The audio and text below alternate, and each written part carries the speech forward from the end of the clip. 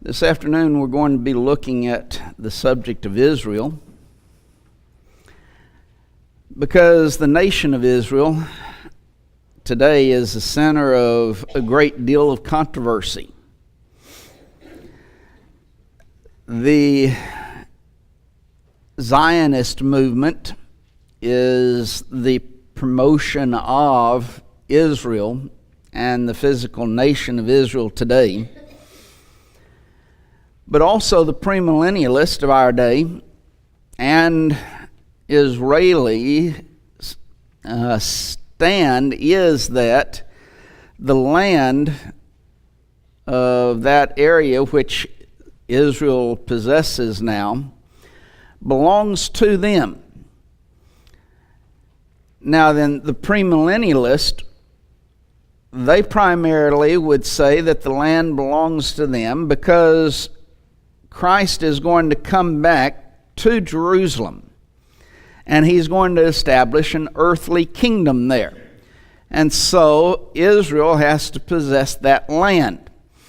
And they would tie the success or failure of any nation directly to their support of Israel today. The Zionist movement, now some of them, would also be looking for a Messiah still, but even most of the Zionists today, or Israelis, have pretty much rejected the idea of any Messiah that's going to come. Rightfully so, in reality, taking their view that he has not come. How could he come? And since he has to be of the tribe of Judah, and they can't establish that. But as a result, this afternoon, I wanted us to look at the biblical view of Israel. And to look at that view, we have to start out with the subject of the land promise. And for that, we go back to Genesis, the 12th chapter. In that God promises the land to Abraham and his descendants. Notice verses 1 through 3 of Genesis 12, when he says, "Now the Lord hath said unto Abram, Get thee out of thy country, and from thy kindred, and from thy father's house, into a land that I will show thee. And I will make of thee a great nation, and I will bless thee, and make thy name great, and thou shalt be a blessing. And I will bless them that bless thee, and curse him that curseth thee. And in thee shall all the families of the earth be blessed." Now that in verse 2, where he says, "I will bless them that bless thee, and curse him that curseth thee," that's why the premillennialists today tie, especially here in America, tie the success or failure of the United States of America to their support of Israel. We've got to support Israel in whatever they do if we want to be blessed. Why? Because of this statement here in Genesis 12 and verse 2.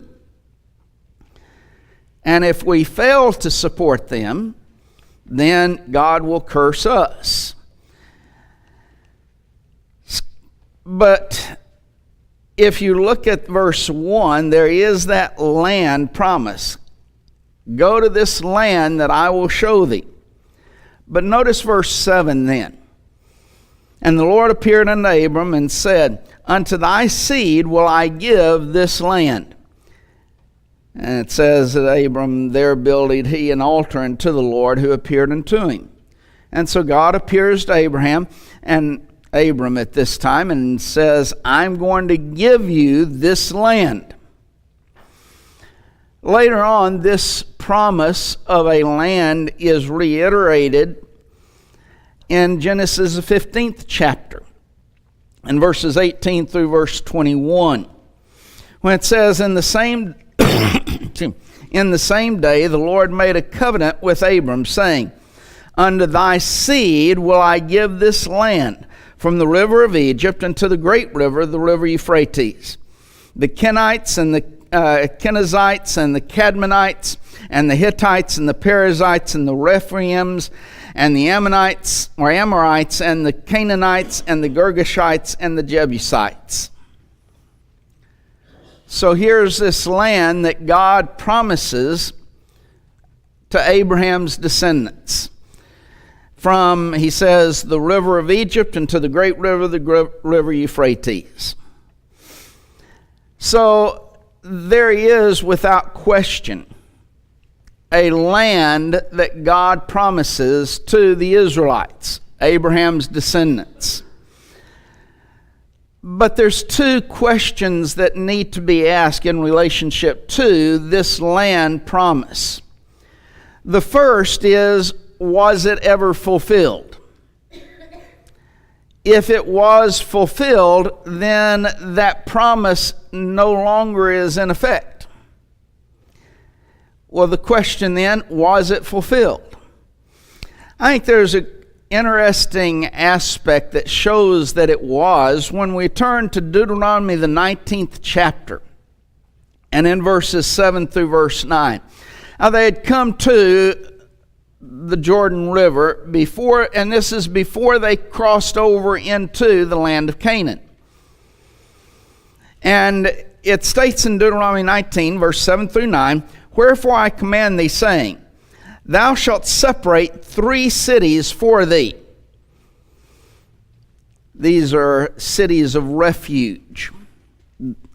And the cities that he's dealing with now are going to be on that other side of the River Jordan, the land, that area that they then were in prior to going over into the land of Canaan. But he says, notice verse 8 and 9 then, "And if the Lord thy God enlarge thy coast, as he hath sworn unto thy fathers, and give thee all the land which he promised to give unto thy fathers, if thou shalt keep all these commandments to do them, which I command thee this day, to love the Lord thy God, and to walk ever in his ways, then shalt thou add 3 cities more beside these 3. So right now, prior to going over and crossing into Jordan, or the Jordan River, and into the land of Canaan, separate these 3 cities, these 3 cities of refuge. But he says, if you go in and God enlarges your borders and gives you all of the land that he's promised, then you add 3 more cities. Now, most kindergartners know that if you have 3 and you add 3 more to that, that's a total of 6. That's pretty simple math, isn't it? So then the question is, do we find 6 cities of refuge? Turn over to Joshua, the 20th chapter. And in verses 7 and verse 8,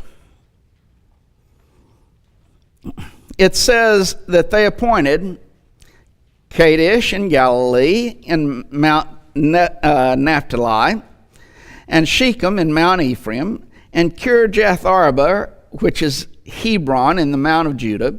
And on the other side of Jordan, by Jericho, eastward, they assigned Bezer in the wilderness upon the plain out of the tribe of Reuben, and Ramoth in Gilead out of the tribe of Gad, and Golan in Bashan out of the tribe of Manasseh. Now then, in Deuteronomy, God says, you have 3 cities now, cities of refuge. If or when I give you all of the land, add 3 more cities. Now 3 plus 3 is equal to 6. Now then, when we read Joshua 20, notice how many cities are listed here.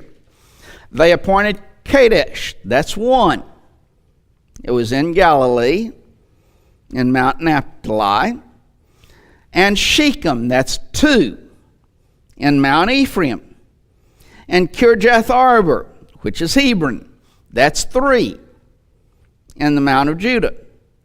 And on the other side of Jordan, by Jericho, eastward, in other words, now then, those were the original 3. Now then, on the other side of Jordan, in Canaan, they assigned Bezer in the wilderness upon the plain out of the tribe of Reuben, and Ramoth in Gilead, that's 5, out of the tribe of Gad, and Golan, that's 6, in Bashan, out of the tribe of Manasseh. Now, when you put these two together, God says in Deuteronomy, you have 3. If I give you all of the land, you add 3 more. In Joshua, we have 6 cities of refuge.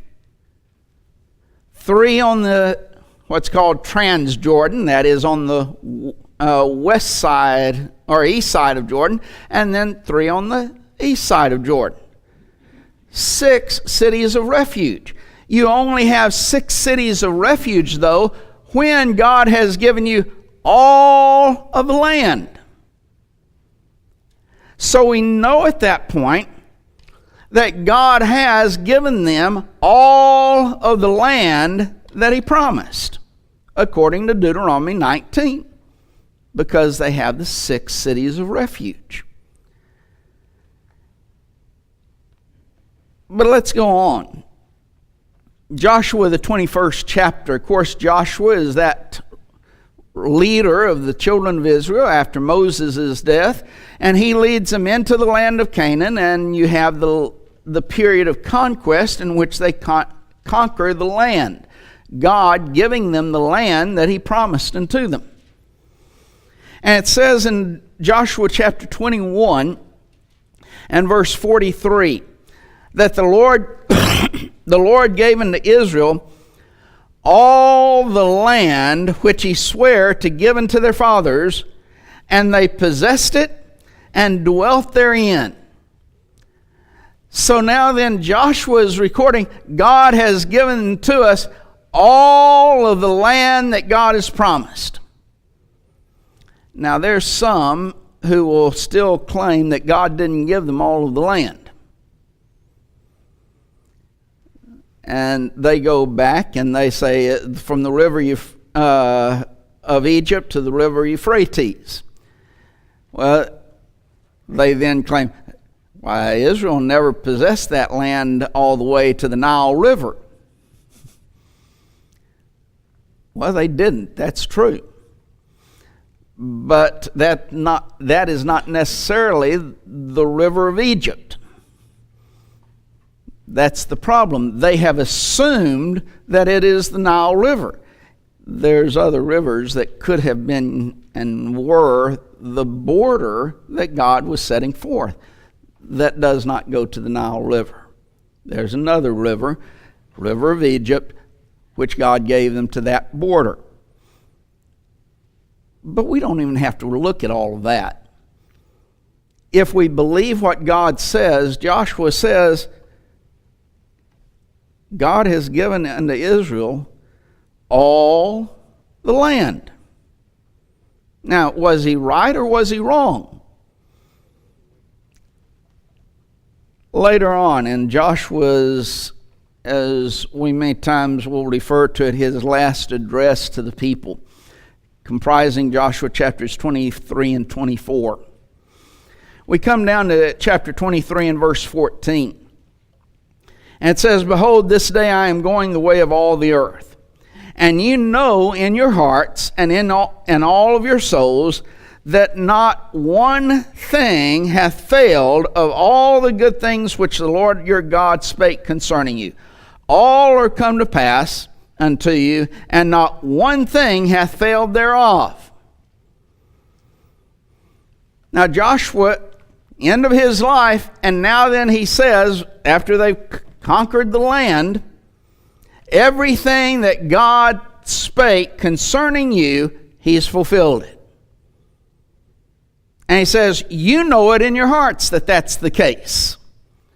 If that is the case, then where's the need for an additional land promise or land that they did not possess? It would not have existed. They possessed all of the land. In 1 Kings, the 4th chapter, and in verse 21, it states that Solomon reigned over all kingdoms from the river unto the land of the Philistines, and unto the border of Egypt. They brought presents and served Solomon all the days of his life. Now, did you catch that? From the border of Egypt. What God said, I'm going to give you the land to the river of Egypt. Well, here's the border of Egypt. And Solomon is reigning over them. God has given them all of that land that he promised to them. And if God has fulfilled that promise, which obviously he did, as we see from both the cities of refuge and from the direct statements of the Bible itself, then there is not still a promise that has to be fulfilled relating to that. It's been fulfilled. If it has been fulfilled, there's no continuation of it. And that's the idea. But the second question that has to be asked and answered in relationship to this land promise was, is the promise forever?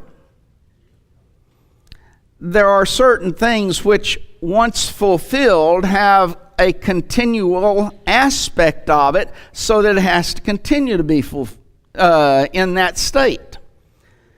Was this land promise forever?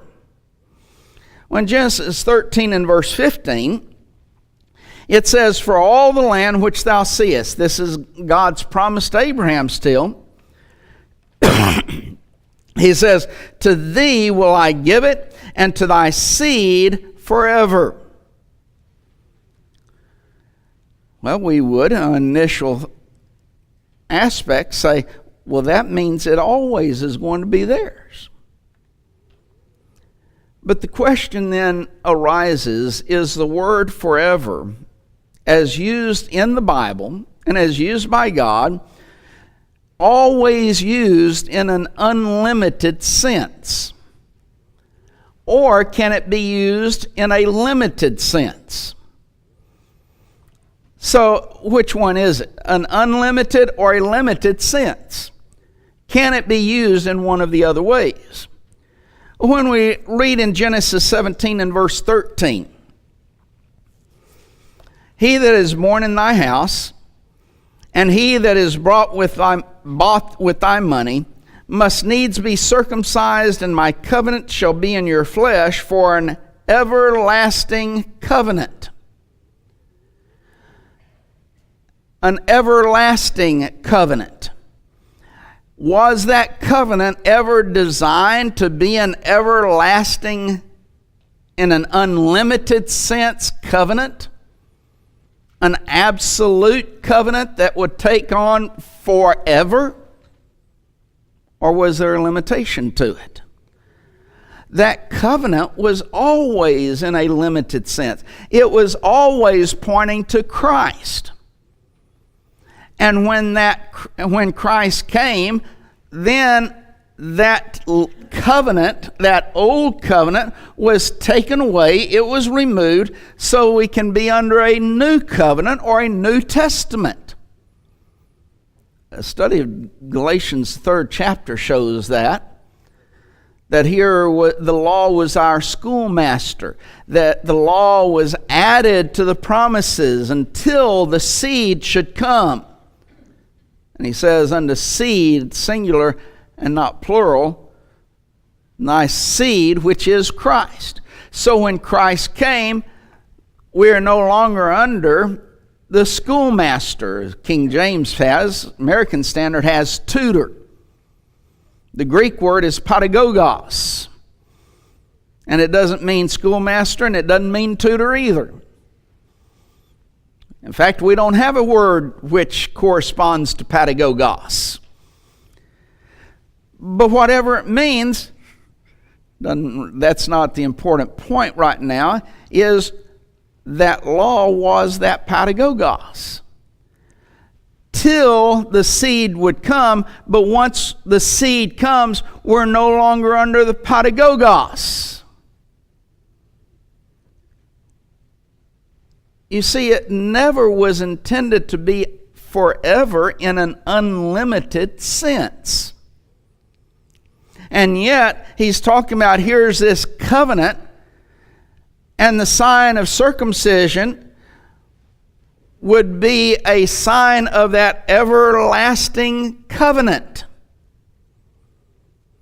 Now then, go back to Acts 15th chapter, and also Galatians, the 2nd chapter, the entire book of Galatians, the entire book of Romans, because they were written with the background of these Judaizing teachers who are saying that the Gentiles had to be circumcised and keep the law of Moses. And Paul says, here's Titus, who was with me at this Jerusalem conference, that's recorded in Acts 15, and they did not require Titus to be circumcised. But wait a minute, if they would have to, if this everlasting covenant was truly everlasting in an unlimited sense, an absolute sense, they would have to have him circumcised, and it would have to have, and circumcision would still have to be bound today. But Paul's whole argument, if you keep one point of the law, then you have to keep all of the law. And those who keep the law have fallen from grace, Galatians 5 and verse 4. So it was never intended to be forever in an absolute sense. Turn over to Numbers, the 25th chapter. And we read in verse 13, and he shall have it, and his seed after him, even the covenant of an everlasting priesthood, because he was zealous for his God and made an atonement for the children of Israel. Here is an everlasting priesthood. What priesthood was it? It was the Levitical priesthood. This is going to be an everlasting priesthood. Was it an everlasting priesthood in a limited sense or an unlimited sense? If it is an unlimited sense, then Jesus Christ cannot be a priest today. You have to remove Christ because he did not come from the tribe of Levi. That's what the Hebrews writer argues, starting in chapter 7 and going through about chapter 10. That here is Christ. It's obvious he came out of the tribe of Judah and not from the tribe of Levi. And so what? He was a priest after the order of Melchizedek. He wasn't a priest out of the tribe of Levi. And yet, Numbers 25 says that this priesthood, the Levitical priesthood, is an everlasting priesthood. Everlasting has to be used in a limited sense and not an unlimited sense, because it was it was going to be a priesthood to the time in which Christ would come, who would then be a priest after the order of Melchizedek and would not be a Levitical priest. And because the priesthood has changed, the Hebrew writer says, there also has to be a change of the law. The law had to go out. It ceased. Why? Because here's Christ. He could not be a priest after the order of the law of Moses, after this everlasting priesthood. And so that law had to change so he could be a priest. So if you take everlasting or eternal or any of those terms in an unlimited, absolute sense, then Christ cannot be a priest. And we lose our sacrifice for our sins. There is no sacrifice for sins. And that's Hebrews 10, verse 25 and 26. There is no sacrifice. Why? Because Christ and his blood, he's not a priest. He could not go into heaven itself and offer his blood as a sacrifice for sins. Why? Because he's not a priest. He cannot be a priest if unlimited or everlasting is an absolute term. It has to be used in a limited sense. But in reality, what we see is that there is no land, there is no ground that is holy today. When Jesus is traveling through Samaria,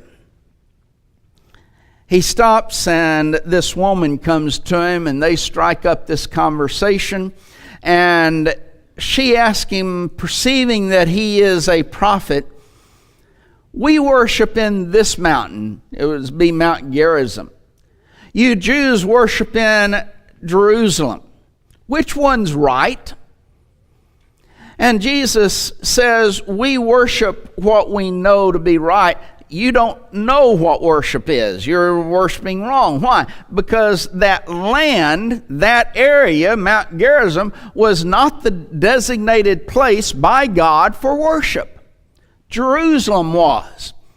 That's why all male Jews had to go to Jerusalem 3 times a year on those feast days. But then he adds, "But the hour cometh, and now is, when the true worshipers shall worship the Father in spirit and in truth. For the Father seeketh such to worship him. God is spirit, and they that worship him must worship him in spirit and truth." Yes, during that old covenant period, that land of Jerusalem was sacred.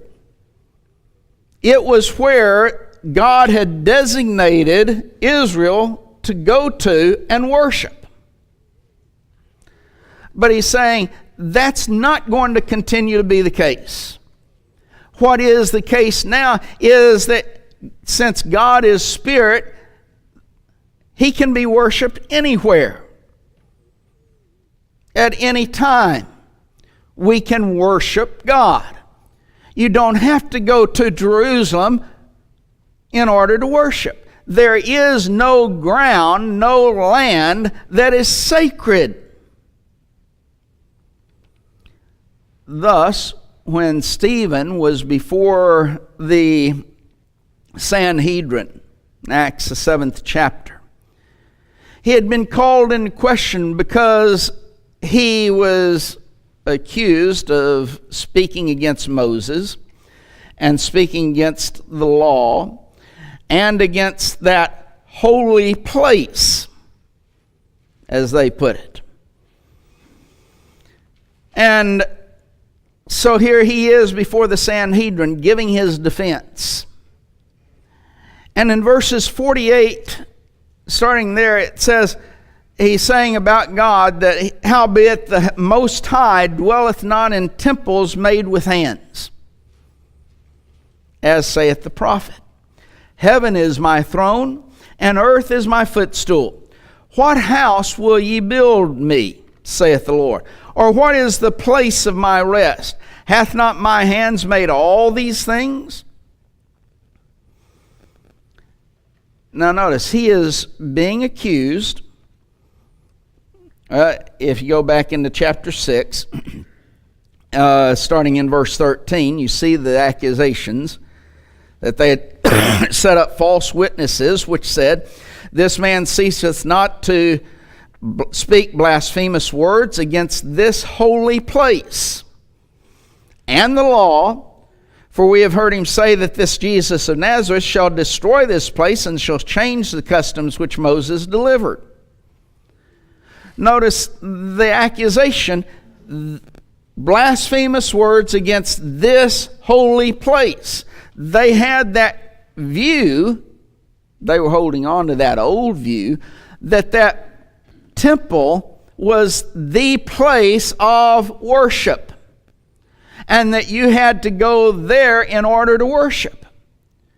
And one of his arguments to disprove that is, how can God, who made all these things, verse 50, dwell in a temple like unto this? a temple that's been made with hands. How can you confine God to that temple? And if you look at his entire sermon is a masterpiece in destroying the false accusations that were against him. A lot of times we study it and we never really see and make the connection. Here's the charges. He's answering the charges and everything that he said. He starts out, God said, appeared unto our father Abraham in verse 2 when he was in Mesopotamia. That's not the temple. That's not Jerusalem. So how can you say in worshiping God today, someplace other than the temple is blasphemous? Don't you agree? God appeared to Abraham, Mesopotamia? Yes. He's answering the charges. But he gets down, God cannot be contained to a physical temple. And that's exactly what Israel had tried to do in the long ago. They tried to contain him to that temple. I think it's a possibility. Now understand, I'm not saying this is definitive. If you don't agree, that's fine. But Jonah, when God gives him that commission, go to Nineveh, that great city, and preach unto it the preaching that I have bidden thee. We know that he runs the other way. Why? He's trying to escape the presence of God. Did he not understand that God was omnipresent? Does he think that God doesn't know what's taking place? Or had he the thought that God is limited to the temple, that holy place, and if I get way over here, that somehow God can't see me? That's a possibility of understanding he's escaping the presence of God. Could be that he's trying to escape that duty that God had given him. But it might be that he's thinking God's limited to the temple, which is there in Jerusalem. You see, that was never something that was forever, as far as an unlimited sense. There was coming a time in which we can worship God anywhere. And that's what Jesus is telling this woman at Samaria. Neither in this mountain nor in Jerusalem. But the hour is coming when we shall worship the Father in spirit and in truth. And so, yes, that land promise was an important promise for Israel. But it was intended to protect a people through whom God was going to send the Messiah. The making of Israel a great nation, giving them a land, was always in view of that great promise in Genesis 12 and verse 3 to Abraham, that in thee shall all the families of the earth be blessed. Now, how is he going to accomplish that? But he's going to accomplish it by giving Israel this land and making them a great nation. That's how he's going to accomplish that through Abraham's seed, all of the nations of the earth would be blessed.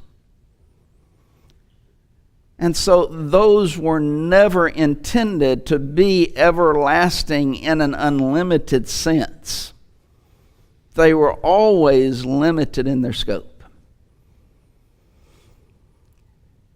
And thus, we can worship God acceptably at any place, because God is spirit and cannot be confined to a specific land or a specific area.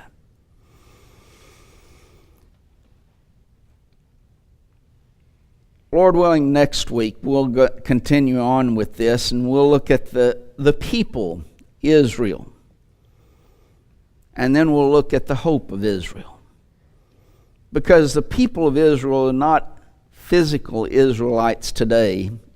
It's Christians, as we'll notice next week. And if you want to be the Israel of God today, you're going to have to be a member of the Lord's church. But before we conclude this lesson, let's mention one other thing. That land promise is for today the church. The church is the people of God.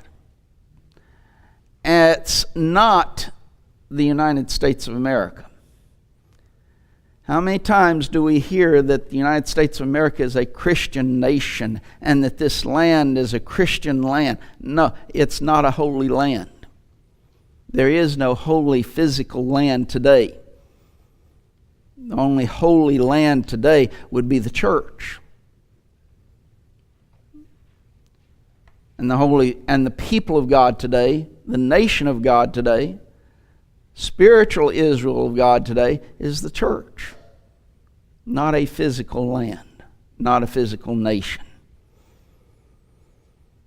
And we can be members of that spiritual nation, the church, if we will be obedient to the gospel of Jesus Christ. And then as we live faithful to it, under the laws of our King, our Master, Jesus Christ, whom that Old Testament was looking forward to.